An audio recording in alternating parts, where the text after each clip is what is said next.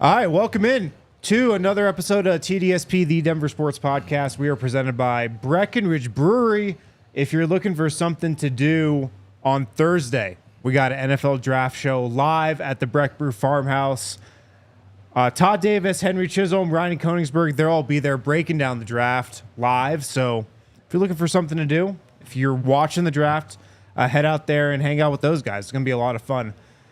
Joining me on today's show, the biggest celebrity in Denver right now, Miroslav Cuk. Dobar dan, Harrison. Harry. Hello. Why does everybody in Serbia call me Harry? Harry is a common name in our parts. So yeah, It's common? Yeah, well, we have a singer called Hari Matahari. Okay. So yeah, it's common, and we like to make it easier for us. I mean, everybody loves Harrison Ford in Serbia, of course. Of so course. Maybe we're just jealous of your and Harrison Ford's good looks. Well, I didn't know Harry was a popular name, but whenever like people in Serbia hit me up on Twitter, it's always Harry. So Yeah, maybe I started that. So sorry. I don't mind it. I don't mind it. You've been in Denver now for how long? What day is it today? It's Tuesday. Okay, so You got here Saturday. yeah, Saturday night. So Night of game one. Sunday, okay. Monday, Tuesday. So three full days. Yeah, well, not Almost. full because I came here at night. So it's actually 2.5 days, really. It's really crazy how much stuff we've packed in like 60-something hours. I just said on last show that I've been here for 80 hours. That's a blatant lie. Like 60-something hours here. And it's like my plane was late the first night. Yeah. I was supposed to be at the bar at least for the second half of the first game. And I came here when the bar was already empty, almost empty, like most of people left. Shout out to all the homies that stayed late to greet me the first night. That's awesome. So yeah, it was a kind of a disappointment, but on the other side, I was following the results all the way through my flight because I had internet over there. So I could have seen the box score changing and like, way to go, Peyton, like another 3 from you. So it was, Everybody on the plane's like, what the hell is this guy doing? Yeah, nobody was in Nuggets gear, by the way. There were like 400 people on that plane traveling Yeah. to Denver. So I was a bit disappointed. So you still haven't watched game one or Oh, no. I watched You it watched it? immediately after Okay. we came from the bar. Okay. I watched it immediately. And yeah, it was a really fun game. Not as fun as this last one. This last one was a blast. So you were at the game last night. You had a question to Nikola Jokic that's going a little viral. We'll get to that in a little bit as well. My first question for you about the game, though. Did you think they were going to win the whole time? I actually thought that I was just worried about how much time they have to come back. I was sure they can come back. It was just, is it enough time for them to do it?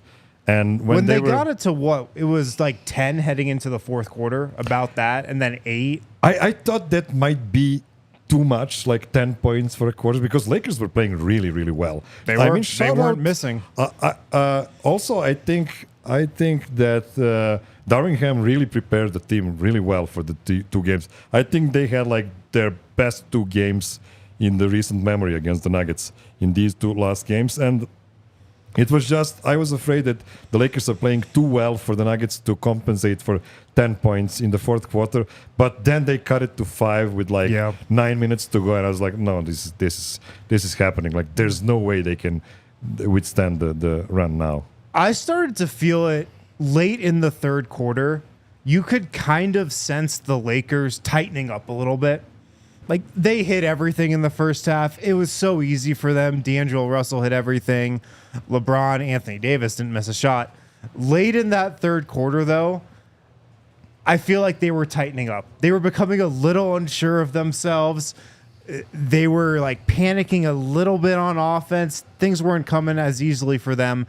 In the arena, do you think the crowd was like, "Oh, we're coming back right now," or were they nervous? The crowd was really into it for the whole game. I have to say honestly, during the halftime, we went to the Perch, and I was like talking to people like, "Guys, this might be on me. Like the Nuggets are down by 15. It might be my fault."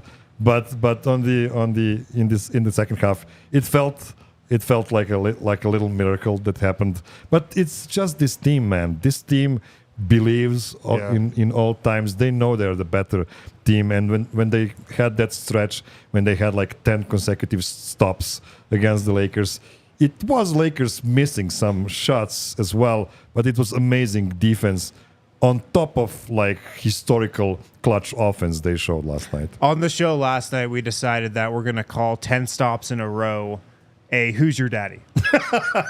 Because 3 stops in a row, the Nuggets call a kill. It's a kill. 10 stops in a row is a Who's Your Daddy? Yeah.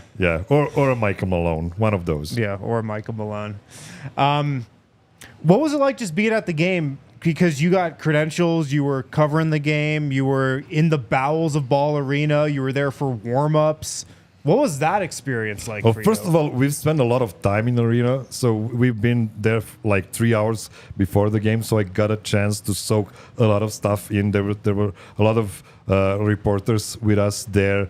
We had guys like Andy Bailey, who is, not in the arena for every game, but he does come for the most important ones. It was really cool hanging out with him. Yeah, love Andy. I had my guy Jovan Bucha, who is covering the Lakers, who is a great guy. He's a really, really good reporter. He is really good. And he's a good friend. So I had fun spending time with him. And then, Any Matt chats Warren. with Dave McMenamin? Oh, not really. No? Okay. All right, Not just wanted really. to check. Yeah, I really wanted to talk to Reggie Miller. Was Reggie Miller on the call last night? I'm not sure who was the No, color I think commentator. it was Jamal Crawford. That's It was weird. like Jamal Crawford's first ever game doing color commentary. Yeah, because there's a long history. And Kevin Harlan, I think. There's a long history of Serbian players clowning Reggie Miller from history. I'll show it to you after the show. So yeah, I was kind of hoping to see him, but no, we actually needed to go, all the way upstairs to the top level of the arena to follow the game. Yeah. But it was really awesome. I didn't know how well you guys have it for the games, like with all the food and beverages, all the stuff. They just take care of you.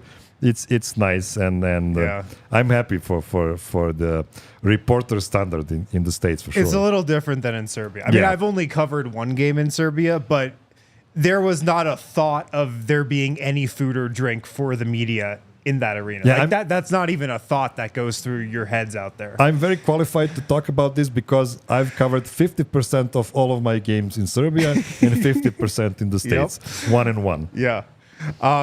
Well, that's an interesting take because we think the food at Ball Arena sucks. And that's actually a well-known narrative amongst NBA media. Ball Arena has arguably the worst food in the league. You should go cover a game in LA. Okay. That Lakers media food, they have ice cream. Maybe Brandon can back me up in his suitcase so I can go with him. Miami, phenomenal. Phoenix, phenomenal. I'm telling you. But what about just like being behind the scenes, seeing the players up close? Because, I mean, you've been watching these guys forever. This is your first trip to the States, right? Yes, my first trip outside of Europe. Like England was the furthest I traveled before. And so you're seeing all these guys. You watch these guys, for your entire, the last however many years. What was it like seeing them up close? We were lucky enough to get like really close to LeBron warming up. Like, that guy is a unit. So I always tell people this. Every NBA player in person, I think, is skinnier than they look on TV, except LeBron. Yeah. LeBron looks as massive in real life that he does on TV. He looks incredible, and he was hitting most of his shots while he was warming up. It's really amazing to watch the top level athletes never miss a shot during a warm up. Well, except for Spencer Dinwiddie. He doesn't make money during the games he either. doesn't make a lot. So Nuggets fans, you should be happy we didn't get Spence this time around. That hit home for me when I used to watch Mason Plumlee warm up. And he would go like 7 of 10 or 8 of 10 from 3. Yeah. Like the worst shooter in the league, 80% from 3 on open shots. Yeah, Crazy. the worst shooter in the league probably means like the 400th best shooter in the world, so that's not a bad thing to be. Yeah. And you also asked Jokic a question. Yes, well, first of all, I didn't know if I would be even allowed to ask a question in Serbian because I don't know how the rules There's go. international people So that yeah, come we through and needed do to that. check with Nuggets people just to be sure that everybody will be cool about it. And Nicolas was really surprised. Everybody thinks he was super happy by the fact that he was asked by a Serbian reporter. I'm not sure about happy, but surprised for sure. So he gave me like one, oh, Yeah. ciao. ESPN even made a post about it. There you are. Lakers su bili šampioni. Samo, ciao. So That's funny. The question you asked him like, is there a way to embrace the moment when, your team has been so dominant and you've beaten the Lakers 10 times straight? What did he say in response to that? Yeah, well, he said that in all of those 10 games, first of all, he knows it's a great stretch. It's a great stretch against a great team with big history and tradition and really high quality, to be honest. And he knows that they could have lost either of those 10 games because most of them have been really close, and most of them came after returning from deficit.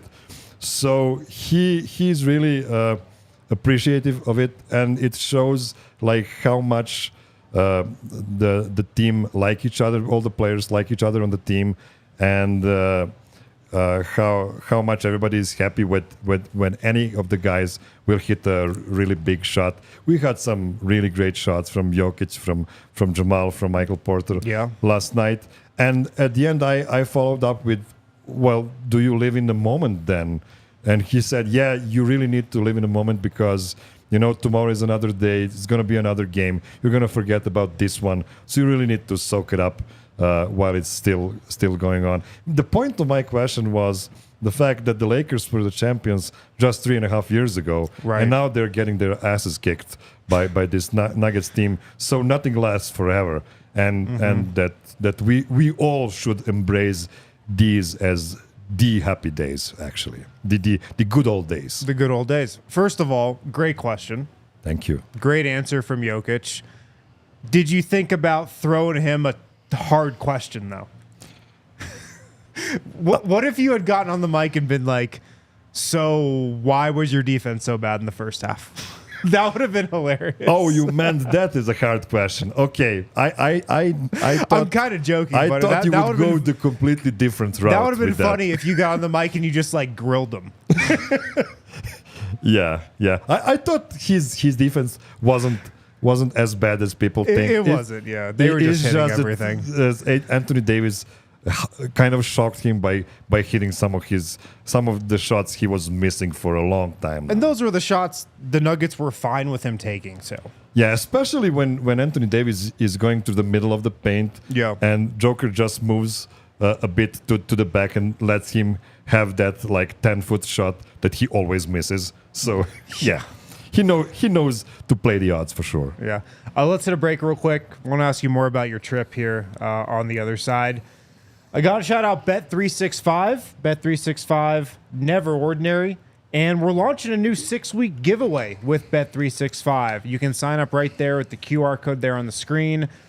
The crux of this is the more you participate each week, if you do participate each week, you're eligible to win some really cool prizes.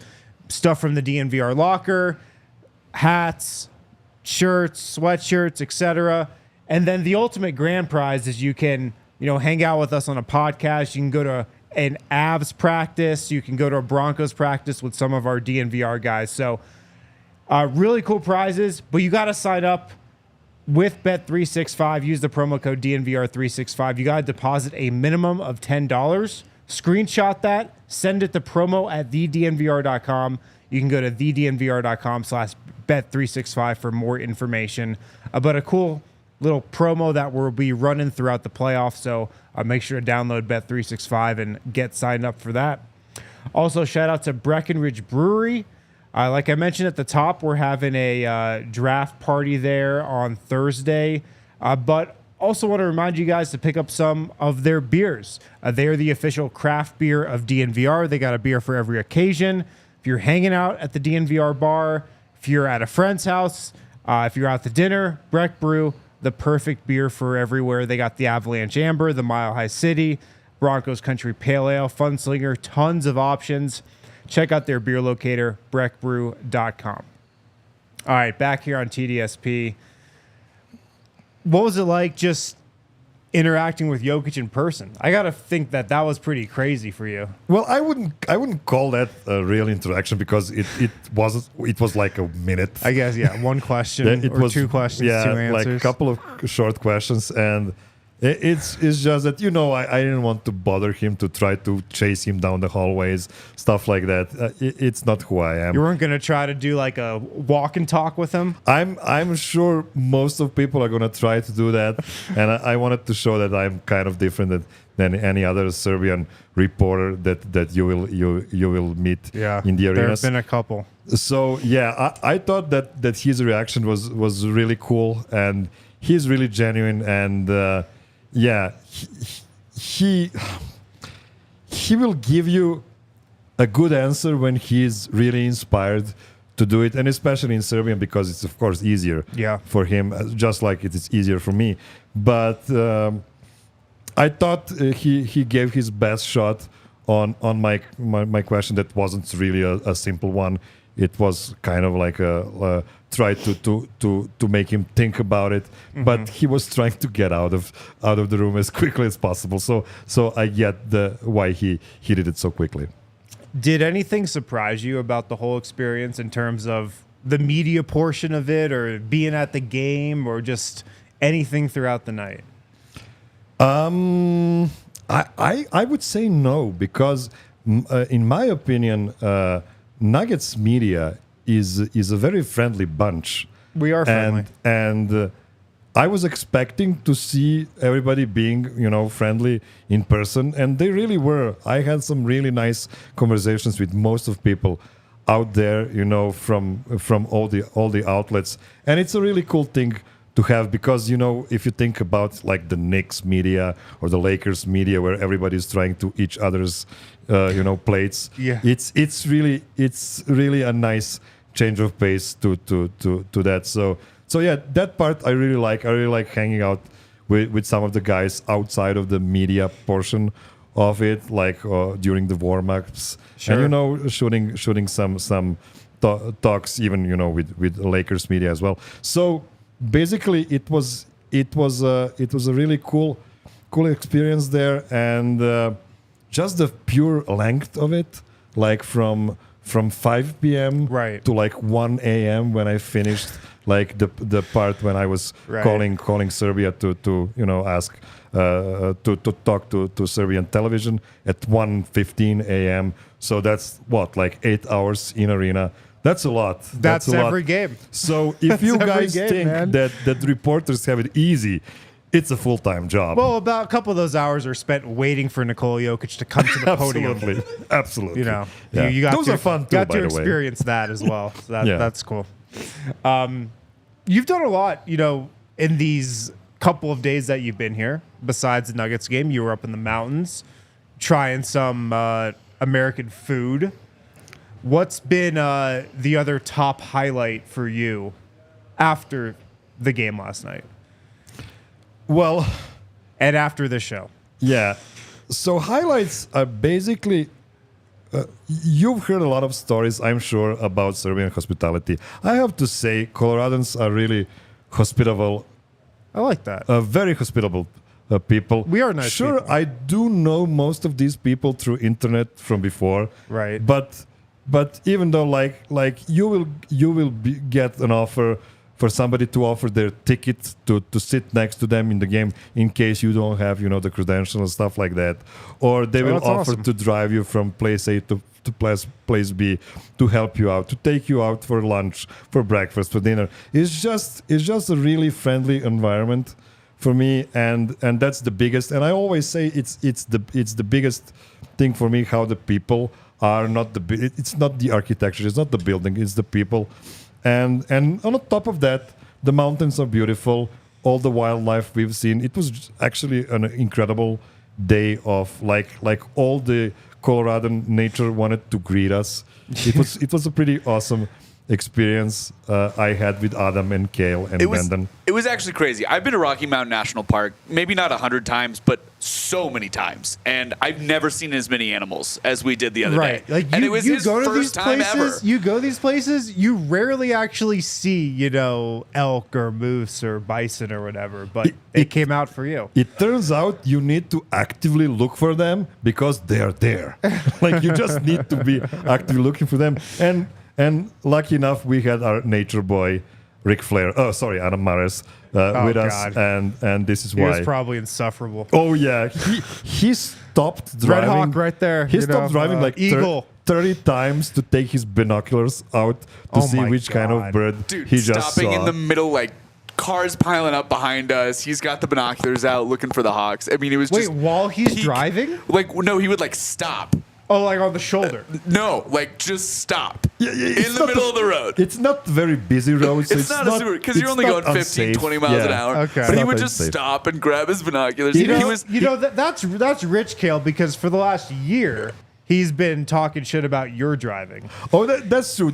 well, that was a lot of comedy about he that. is such a good driver that I needed to sit in behind because I was scared for my life up front. So yeah, I was behind, and this is a nice thing to know about Toyota. They have a lot of leg room behind, Yeah, so it's a definitely. really cool car we took with us. Yeah, I'm glad you didn't take that other thing up there. Yeah, the other one sucks. Yeah. So yeah, it was really fun. It was really fun, and we've seen a lot of stuff in the meantime. So it was a full day trip, like from noon to like 8 p.m. It was really cool. Damn, they're really working you hard. Oh yeah, Full day yeah. in the mountains. Go Yes, cover this Nuggets game. Somebody even said that, like, is that hospitality? Like you traveled for 14 hours and then they took you for a hike at the altitude? By the way, Yeah, what do you think of the altitude? This is an interesting thing. So the highest I've ever been, the biggest altitude I've ever been in my life is very similar to Denver altitude. So whenever we go... If you didn't know, 5280, 5,280. If you didn't know that. It's a nice round number, how to calculate the number of Yeah. feet in a mile. Yeah. So every inch you go on top of Denver, that's my new record. And we went for like another half a mile for sure. Yeah. Kale will know how high. Yeah, we probably got were. up to like 10,000 feet ish. Wow. 10,000 Yeah, feet. yeah. Oh my god. Yeah. Oh my god. And I'm still alive. So that's a real bonus. That's a real bonus. Do you find the altitude affecting you at all? Like it's affected the Lakers a little bit. I'm not sure. You're not running up and down a court, but Okay, so you're- No, okay. You said you woke up with a pounding headache your That's first day. true. That So had the to be first it. morning was tough. yeah. First of all, I slept for like 3 hours, That and I might woke have up with a contributed to huge it. headache. But some paracetamols, and it was gone. Some really what? quickly. Paracetamol? Oh, it's not paracetamol. Sorry, it was the ibuprofens. Ibuprofen, there you go. Did a good job. So this is not a paid commercial, by the way. But ibuprofen is actually not a word that should be branded. So it's okay. Whatever. What about things you've eaten? Because I've seen a lot of, you're doing the whole Miros likes thing. Like Dev did the Dev likes thing in Serbia. What's some of the best things you've eaten so far? Yeah. So first of all, I came here with an idea to try as many Colorado or American dishes as I can, just to try some new stuff Nice. and give my comment on it.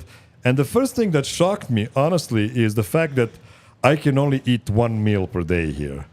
Because when I eat it, it can be at 10 a.m., it can be at noon, at 2 p.m. I just cannot eat any food after that because You're full. Because my body is processing it through the entire day. Now that might be my digestive system, but it might also be the shock of altitude and losing sleep, moving through 8 time zones, stuff like that. I'm not sure. We'll I thought see you by were the going end to of the week. say it was just all the crap that Americans put in their food. I don't want to call it crap. I want to call it like aroma. Like all the food Okay. has crazy intense aroma, both in scent and in taste. So Yeah, I could see why somebody would not be interested in eating an apple after having a full meal in a restaurant in America, because An apple apple, probably tastes like cardboard after full scent meal before that. All right, I want to stay on this, but got to hit our second break and talk about why it's a great time to become a DNVR diehard. You got to become a DNVR diehard for the playoffs. Why? I mean, there's so many awesome perks. You get a discount at the bar off your tab. You get free merch from the DNVR locker. I think you get a free T-shirt and hat when you sign up. You can just pick one out, and you also get one every year as well. You get discounts to all the events we do here at DNVR. We got a golf tournament coming up that I think is sold out, but we'll have more throughout the summer. We'll have tons of other events, throughout the Nuggets off season as well. We also get to read the content behind the paywall on thednvr.com. There's so many perks. $7 a month. Not that much at all for the best Denver sports coverage. So go to thednvr.com and become a diehard today. Also, shout out to Illegal Pete's. Illegal Pete's, we got one right down the street from DNVR. Have you had Illegal Pete's yet? Oh yes, I did. It was amazing. Wanted to make sure. This episode brought to you by Illegal Pete's. They got a location, like I said, right here on Colfax by the bar. They got a new one in Wheat Ridge as well. So if you're in that area, check out their Illegal Pete's located in Gold's Marketplace. We also did the playoff shirt with them as well. I think you can still get it on the DNVR locker. Stay on parade. Always glad to team up with Illegal Pete's on everything. So great spot for burritos, buddies, and beer. What'd you get at Illegal Pete's? It was a really giant burrito. That is probably just a regular size burrito. Yeah. But for me, it looks really, really big. And actually, it doesn't look that big when you see it. But when you start eating, you realize there's so much food in it. And yeah, it was really cool. We had burritos, and then we had those chips, with those Queso. Queso, yeah. Cheese. Yeah, both wonderful. Both. Do you wonderful. not have queso in Serbia? I mean, probably we do not. have like salsa. We put salsa on our French fries, for instance. Okay. So you will get that, but it's not as nice as the one in Illegal Pete's. Yeah. So I want to stick on the food. What do you think of just like the variety of food options available here? Because my big takeaway from the food in Serbia, I love the food in Serbia, but a lot of it was very similar. You go to a restaurant, they bring out a huge plate of meat, bread, salad, which is cucumbers, tomatoes, and cheese. Love it, by the way, but it's generally the same type of stuff most places you go. Here, you can get anything you want. Yeah, you actually had a really wrong experience with food in Serbia. And Really? It's because you didn't get to order food. You let your hosts order food for you, and everybody was ordering their favorite meal. Okay. And that's meat with French fries and bread and shopska salata. The problem here is, if it's a great meal, by the way, but if you have it 7 days in a row, that's really damaging for your body and for your mind. Yeah, that's pretty much what we did. Yeah, Like so- I said, loved it. That's a problem, but you just didn't insist in more variety, because there's a lot of variety in Serbia too. Okay. I'm actually trying to cook a Serbian meal while I'm here, just to demonstrate some varieties of Serbian cuisine. But yeah, on the other hand, I'm a guy that will not take no for answer. So when I go with somebody to a new place, and they ask me if I want to have something that I already had, I will just say no, like give me something else. And this is why, although I'm just here for the fourth day today, and I had only 4 meals basically, all 4 Right, of those. you can only eat one meal a day. Yeah, but those were all very different. So this is why I really like the variety you can find.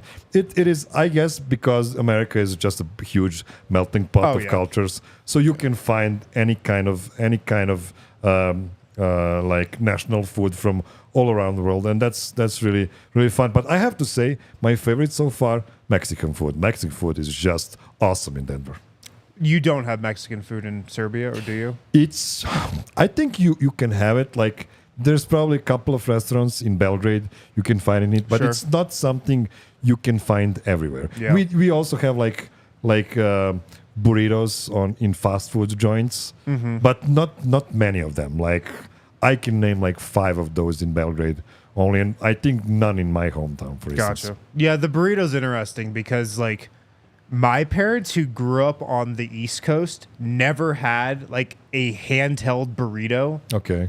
before Chipotle opened up in Colorado. Like that was not a thing in parts of this country, but now everybody's just eating burritos every day. You know? Yeah. Okay, I wanted to ask you about this as well.